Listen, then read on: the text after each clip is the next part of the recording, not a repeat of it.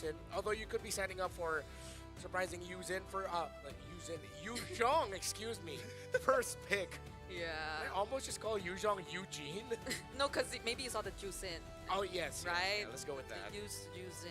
Thanks for juice in, saving then me. you mix it together or something like that. Don't Yeah. worry, it's banned out. I mean, Yeah. Yuzhong is completely out of the question. You don't have nothing to worry about Sir, it now. What's your command? Fanny as well. No, I don't know. I don't know about you, Brigitte, but I am interested in what your thoughts about the openers for these drafts usually is, because we've seen a couple of iterations. So far, I don't think anybody's really broken the mold. Yeah, maybe it's the Claude for Sing. I'm hoping it's the Claude for Sing since you'd want to put him in a comfortable pick, a power pick that will not require so much attention in the laning. So hopefully it's that because the Lancelot got banned too. Well, Kalea's still Step open, by the way. But that too is still open. I think right now, at least now that Sora's kind of out of the question, Valentina isn't such a big deal until we see some mega ultimates For start sure. to come out. But also, since Yves is coming through, I agree with Brigitte that right now that Claude is such a phenomenal pick. It makes a lot of sense. What other marksmen okay. do just as good? At the end of the day, Kalea locked in, Yeah. Purifies locked in as well. Yeah, for sure. So I think for BOOSTGATE, considering just how good Claude has been as the top gold laner right now, just pick it up. I would not mind. And then just get another power pick that you can pair with it. Maybe not your jungler, that would be way too greedy. A YSS Claude together will show a little bit too much. What But if about you the can get one of Eve? your EXP laners or mid laners, Yeah.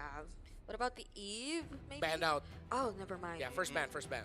That's true. So you didn't have to think about it anymore. Instead, Oh, Kazue! yeah, it's Kazue's Haya, of course. Claude, no doubt about it. It's just been the hot pick of the tournament meta so far, and there's no reason not to do it, especially when teams figured out very quickly that fighter emblems make this hero kind of disgusting alongside with carry. Yeah. Add to that the change to the DHS. Oh, that too. Yeah, I'm wondering if Boxy wants to get the Cho again this time, because in a way it could potentially answer some of the problems with the Hayabusa. And oh, never mind. There's the Kalea already Yeah. for. But what if Wadu decides to be like, let me show you some show damage. Oh, Let me no. show you what the Indonesian solo queue has taught me. Then that would Damn, be. Joe. Instead, they get the Fredrin. At least they have ways to answer back against the potential dives that'll come in. Because I think BOOSTGATE so far is really going for a dive comp.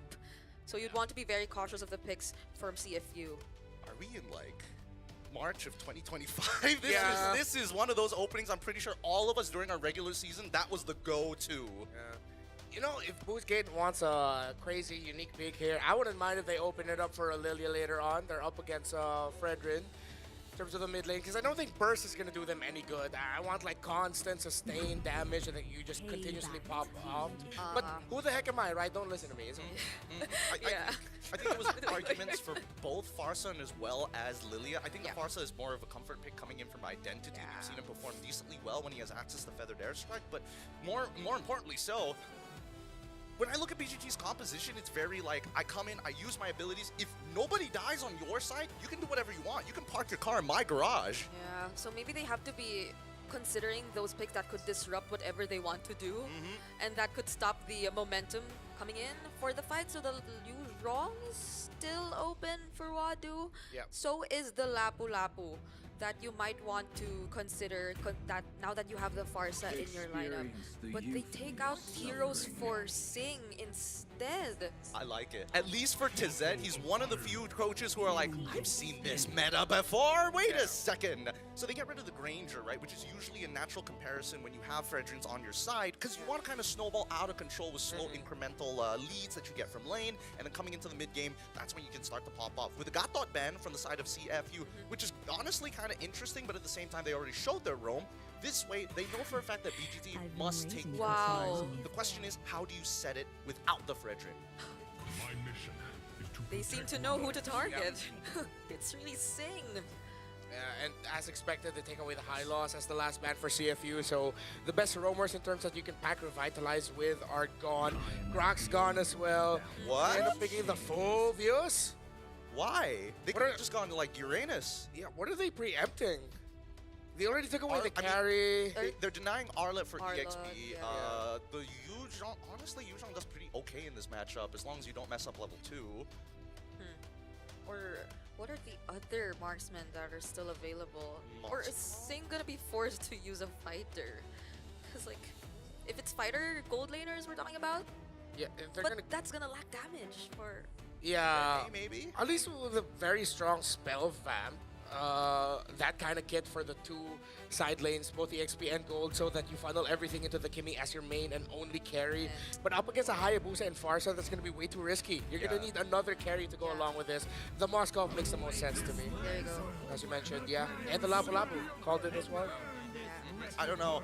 I think they really kind of locked themselves in when they've already showed their mid trio. Not a lot of wiggle room to kind of adjust on the fly at this point. But at the very least, they didn't say, you know what? We want our EXP laner to be shafted. We want to play towards the goal. No, they said, with Lapu, we could contest. We could maybe disrupt that feathered airstrike, and this could create space for Sing to actually get to that Trinity fast. Okay, so we're waiting for Wactor. Wactor's hero. So not in a lot of revitalized heroes, as you've previously mentioned. If they're looking for pick-off heroes, I know one. Oh, Minotaur. There's still a healer. But you were saying about pickoff. yeah, the Cho is still there. If they want to match, they have decent burst. The Khalid. I was thinking of this earlier, but then I wasn't sure if it was doing too well in the recent matches. Well, I think at least for BGT's side, looking at their lineup, I think their biggest problem is like, if we don't move out of the lane first, we're going to have a little bit of a problem as much as we want a roamer who can actually pick off and set. So at least with Khalid, we have some form of counter engage just in case things go bad to set up for Farsa. Yeah, and there's not a lot of burst damage to expect just yet. So the early game might not pose that much of a threat, and he could just keep on checking the bushes for his team. So I think map control is going to be very crucial, considering that there are a lot of heroes from CFU who could just dive or jump in and look for the setups as well. Early to late game potential, leaning heavily towards BOOSTGATE. The other departments in terms of survivability, controllability, that's where it evens out. But interesting take for these two. In this elimination match, remember you need to survive this series if you want to keep tournament hopes alive. Let's see where this momentum is going to lean into. Who's going to tip the metronome first? CFU on the blue side facing up against BOOSTGATE Esports on the red. In terms of jungle starts, it's going to be Detective on his purple buff, but we're looking at Xe. Where is Haya on his purple as well as Wactor already getting chunked down pretty low, and that's the power of Kimmy in the earlier stages. Yeah, just when I said there won't be as much burst damage, he just stood there in the mid lane, probably tanking a lot of the basic attacks from OP. So that's quite unfortunate if you were to look at BOOSTGATE Esports. But this is looking like a Lethal Wanderer immediately going to CFU's side. And they're just going to maintain this disciplined start as we're used to seeing so far.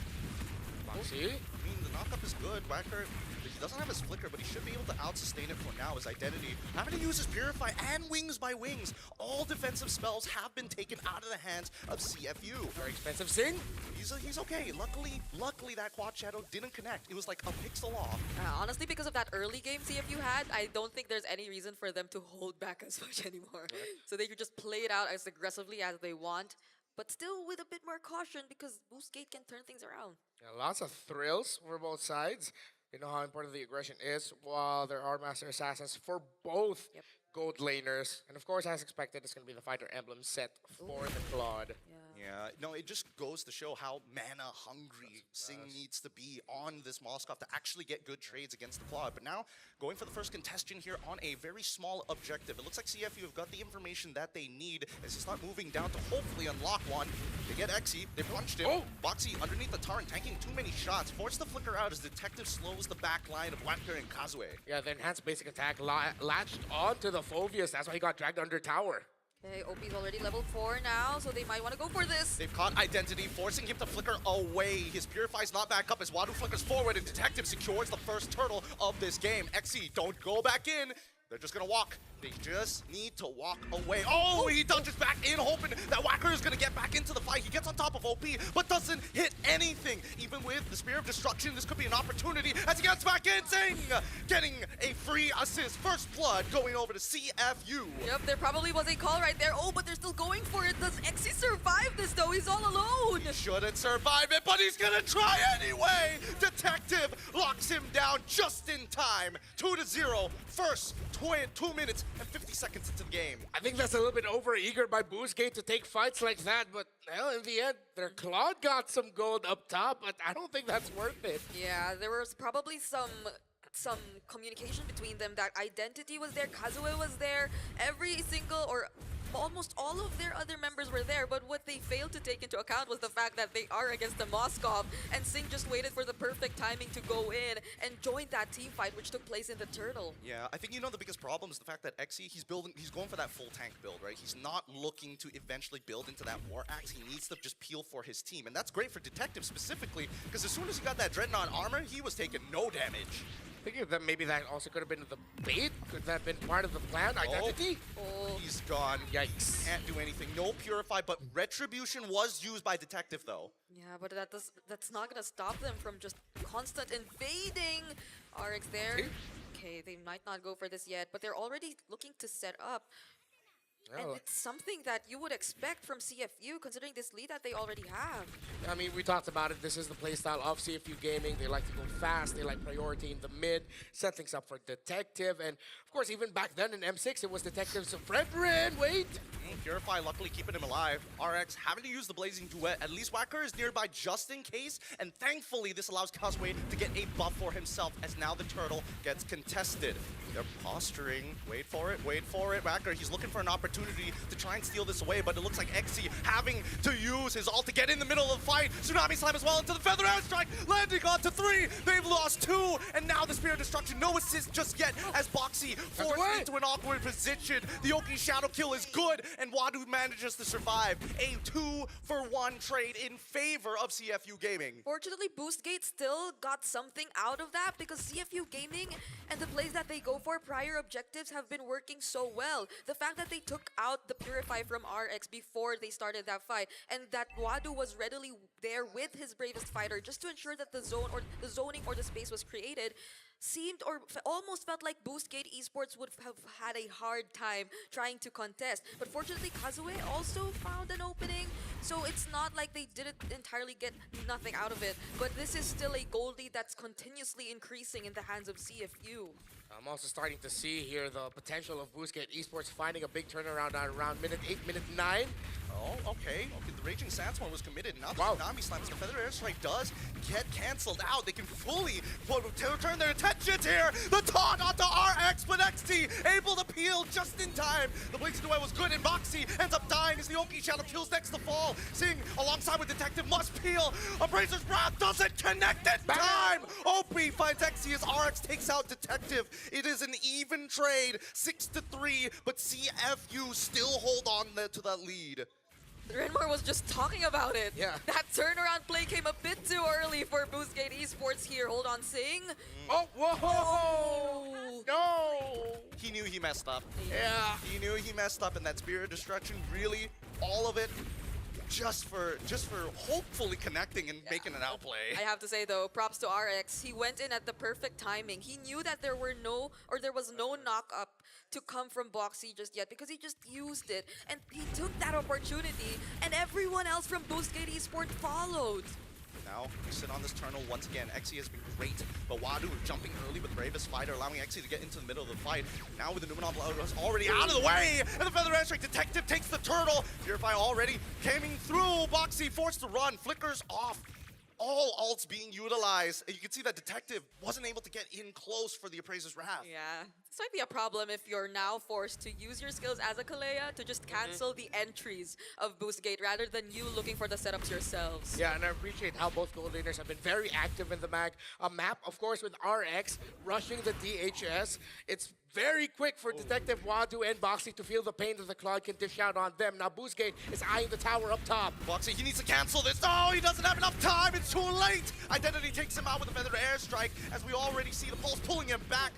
Is he gonna take it? Is he gonna take it? We're thinking about it. He does! And now Xe in the middle of the fight getting reset after reset as Identity is thinking he wants to get these contacts, but it's too late. It's already one down and Identity soon to fall after. Can RX get his BMI back up? No! Flicker into the Land Shatterer. Nicely played by Wadu. Wadu, coming in just in time. Yeah, they held, Wadu and Detective held the BMI too well. There was no way RX could have walked back to or could have went back to that BMI. So he had no other choice but to walk. But Wadu, with the flicker still available, was able to catch him. And luckily, Identity didn't go down too. Oh wait, I'm gonna try for another dive, and it's going to be very successful knowing that Wacker has nothing left. And they break open a tier 1. How far? Make a prediction here, Renmar. How much of a lead are they going to get off of this? Oh, I think they could eventually swing this into a 4-5, closer to 5 later on. If they can keep expanding the presence that they have in the map, considering the mid tower as well, just, you know, they're quite even. Looking back at it, it's still very close in terms of the mid towers. I think they're going to have to eye out getting a little bit more river control. But I like how Wadu, hopefully CFU Gaming are talking about the Lapu Lapu as, hey, we're going to blow everything early, but can you save your bravest fighter for last? Because that's going to be the finisher to cap off fights. Because they have a different approach to team fights. Luckily, they have a lot of range. They have OP with the traction pulse. They have Boxy to potentially scout things out first, if ever it's not entirely going to work for them. But now that you've mentioned it, Wadu is something BOOSTGATE, or is someone BOOSTGATE Esports has to pay attention to. I know XC is doing at least or somewhat the same job, but the thing is, he's going in first, and that CFU Gaming constantly has been able to find ways around to punish. Yeah, I mean, look at the way that they're playing, right? CFU, in every single one of these neutral fights, they take the fight first and then the neutral after. They want to turn this into a no contest.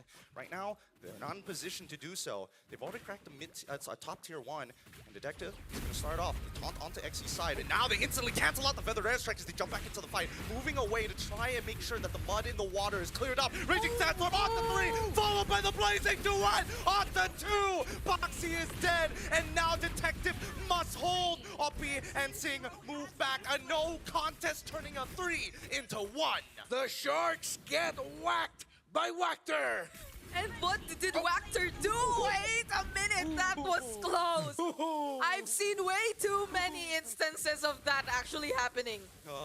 Okay. An odd occurrence. Okay.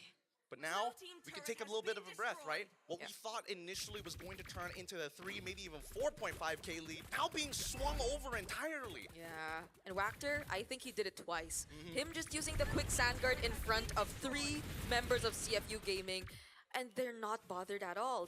They can just tank it as much as they want. He has enough ways to deal with it, not even having a Radiant armor. So even without that, they don't seem to feel the threat of OP just yet.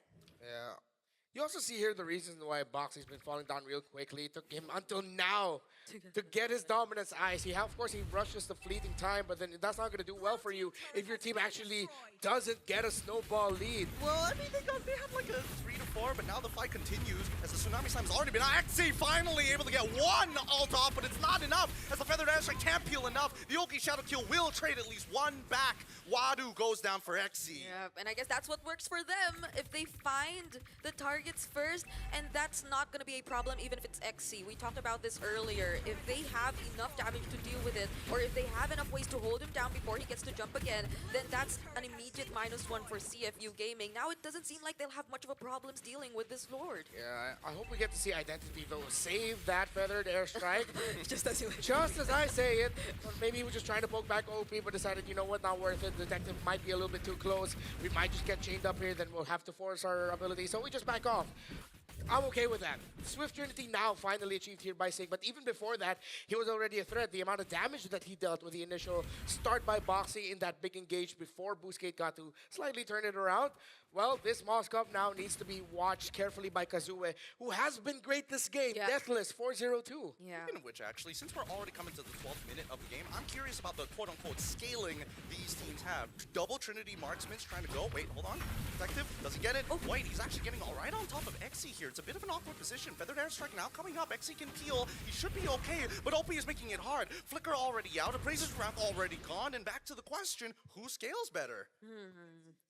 I have to say that CFU have really good defense, but when it comes to the late portions of the game and when they go all out at once, there's so much damage to be expected from BOOSTGATE Esports, so I might have to give it to them because you've mentioned how they haven't paid much attention to Kazue just yet, but in the few and the rare instances they actually saw, or we actually saw Kazue go in, you could expect the amount of damage, or you could see the amount of damage that's coming from him. And it's not like Identity has been landing all these feathered airstrikes on the right targets just yet. So long as they're able to accomplish that, BOOSTGATE Esports have such a high potential in the late game. Yeah, you have 2 heroes at the side of BOOSTGATE who use HP-based damage items. The Lantern, with the DHS as well.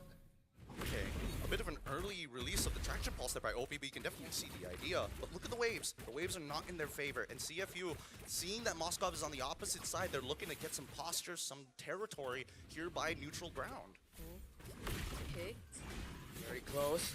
I was hoping Wadu would hold the bush a little bit more. No one's resetting this?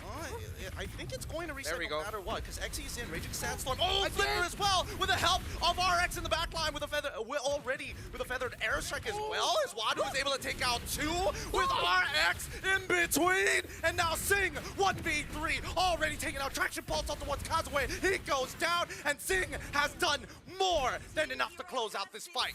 Sting fortunately had the flicker when Wactor and RX decided to go for him. There was the Raging Sandstorm, there was the Blazing Duet, but he was able to flicker behind the wall. And now he's able to re-engage and turn things around. And now they're trying to close out this game. Tsunami Slam already being used onto Wactor, who can't touch the wave! Not even close! Wipeout City, and CFU will take game 1! That's how you want to start things off in an Elimination BO3 match. Last year, it was the heartbreak from Moskov. This year, maybe it's the savior of CFU's M7 run. Still, BOOSTGATE could force game number 3, but that is a massive heartbreaking loss. Wadu found the entry in the back to take 2 down quickly and for Sing to finish it up. I like how I gave my shout-outs to Sing before we entered this match, and he surprised us with that Game 1 performance. It took some time. It definitely did take some time because of, again, a better laning that we saw perhaps from RX, although in the first few minutes of the game, definitely would have to give it to Sing.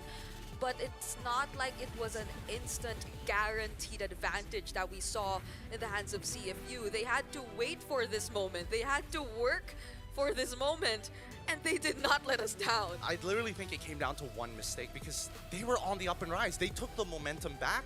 They got caught with their pants down, and unfortunately, Identity was just sitting on top of the battle mirror image, which allowed the EXP laner to just cut both of them. So it's just one of those unfortunate events. Yeah. I think unfortunate is the best way to describe this game because it was going so good for BOOSTGATE. CFU also very competitive. I feel like Wadu found some key moments as well to ensure that CFU Gaming would be able to get a little bit of more control in the game. They're not resting on their laurels. They know that the job isn't finished just yet, but that should feel really good for CFU. I bet it does, especially considering, looking at the players' faces, they all looked at each other and they're like, that wasn't our cleanest game. Yeah. We can do a lot better. Let's just not put ourselves in that position anymore. We can't let them just swing us 4,000 gold. Yeah, because honestly, that last play that BOOSTGATE went for was something they already did before.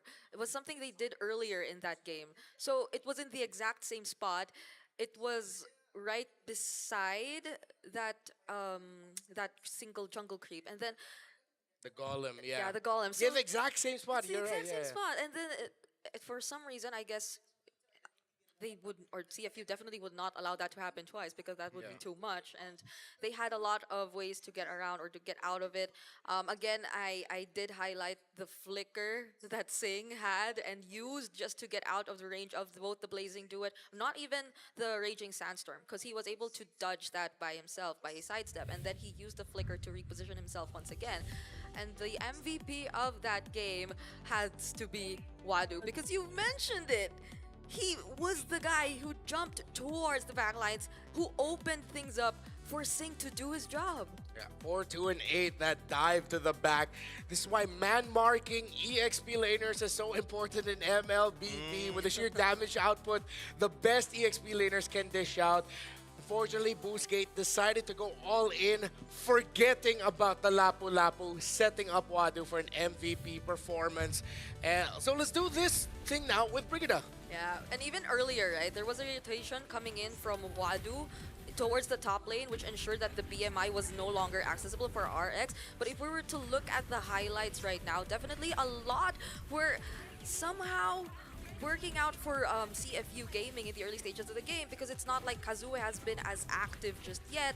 It's not like they were, or Wactor was able to look for the right timings of the Raging Sandstorm just yet, but it was those moments that BOOSTGATE Esports decided to fight all at once, which kind of shifted things a bit for CFU Gaming. So long as they were just able to hold their key players or their positions down, and similar to what we're seeing right here, Sing, so long as he's not going down immediately, then they definitely have constant ways of turning things around. Because as much as they were forced to use a lot of their resources defensively, I'd like to particularly point out Boxy on the Kalea. It was something that was necessary for them, and it's not entirely something that was bad. Because at least they still had resources that they could use differently, depending on the needs or depending on how they needed to attack or approach that particular fight. And this was where things turned around. So I wasn't able to entirely capture that last moment, or that crucial mistake, you would call it, for BOOSTGATE Esports. But that was, again, all enabled here by Wadu. And I think it's also something we might want to talk about, right? Because we're so used to seeing XC on highlight XP laners and playmakers, and I think we saw that similar approach when he was on the Fovius.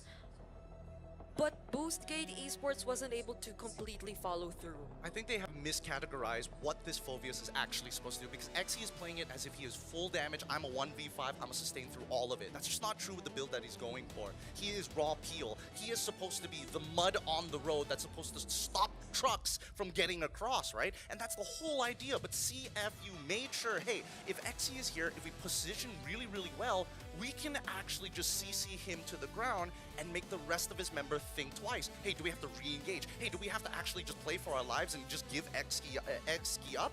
That's the big problem that BGT have. Too many decisions needed to be made, but there's one singular call that they need to learn, and that's play to live. They need to make that call early. There's so many fights where they posture like, oh, should I go back in? XE, should I save? No. Play to win. Let XE die. Save your 4 members. I think this is one of those times where of course, one of the questions posed earlier was in terms of the damage output as the game goes on, BOOSTGATE. And I think they leaned onto that idea way too hard, where there were some times where it's like, yeah, we get it, you have the damage, but you gotta protect one of your damage dealers, you gotta protect Identity. At the beginning of this, even as we were heading into it, you mentioned that when Identity falls, you see BOOSTGATE start to crumble. And I think that's a little bit more indicative of a sickness that maybe BOOSTGATE needs to patch quickly, which is XE and Wactor cannot be diving and going together at the same time. There needs to be one of them peeling for Identity so that you have a tighter formation with better